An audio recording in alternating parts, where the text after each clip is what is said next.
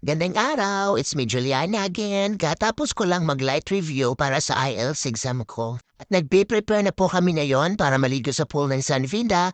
Dito nga pala kami nag-stay sa San Vida Tower ng ilang araw. And as usual, kasama ko pa rin si Glenna Ancharina, mga batch ko nung high school. At pati na rin yung isa naming batch na si Juna, pinuntahan din kami dito dahil nandito rin siya sa Cebu.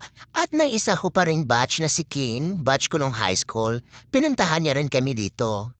At yun nga, nandito na nga kami sa pool dahil sa susunod na mga araw ay uuwi na kami ng Surigao. Sayang naman kasi yung pagkakataon na minsan na lang tayo dito sa Cebu kaya sagad-sagarin na natin to. Medyo balisa ako sa mga time na ito dahil bukod sa wala akong maayos na tulog kagabi ay nag-overthink na ako na baka mahirap ang mga questions ng mga interviewer at baka manluloding ako sa mga questions. Ay nako, basta ang dami kong iniisip at bukod doon ay nag-aalala din ako sa oras ng exam ko. Dahil yung in-expect ko na oras is 9:00 ng umaga. Pero kinaumagahan ay nakatanggap ako ng text messages galing sa British Council na na-change na raw ang oras ng exam ko bali magiging 12:25 PM na siya. At yun din ang email na natanggap ko, kaya pinasuri ko sa mga kasamahan ko kung ito na ba talaga ang final time ng exam ko. Kaya nung na-assure ko na ay kumalma na ako at yun, nang tiktok-tiktok na kami.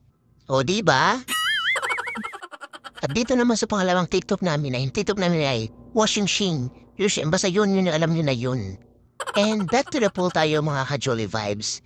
Dito nga ay nagbaritisan kami. Nakita ako ng babaeng nakatopis tumaan sa amin. As in humanga ako sa kanya dahil super gifted siya sa kanyang coho melon. At kaya yun na nga ang naging maritisan time namin sa pool. Kaya sabi ko, bakit ganun wala akong coho melon? Para akong lagihan ng pison, patag na patag.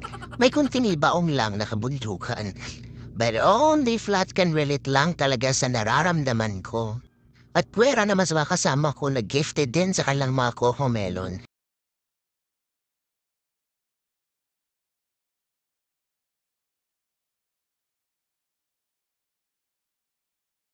At panasabi naman nila sa akin na mas maganda nga itong katulad sa akin dahil hindi nga raw mabigat. At hindi ka rin daw nababasto sa public kapag nagsusuot ka na medyo kita yung cleavage mo. At marami pang iba. At salamat sa inyo sa pagpapatatag ng kalooban ko, Char, the drama. Why, i-choose ko lang yun, no? Pero, honestly, hindi naman ako na insecure, guys. Kontento naman ako kung anong meron ako sa katawan ko. Lalo na nung nalaman kong hindi lang pala ako ang flat sa mundong ibabaw. Marami kami, comment mga flat dyan. Maalala ko ng grade 6 ako. Medyo tumubo na yung seed ng Coho M.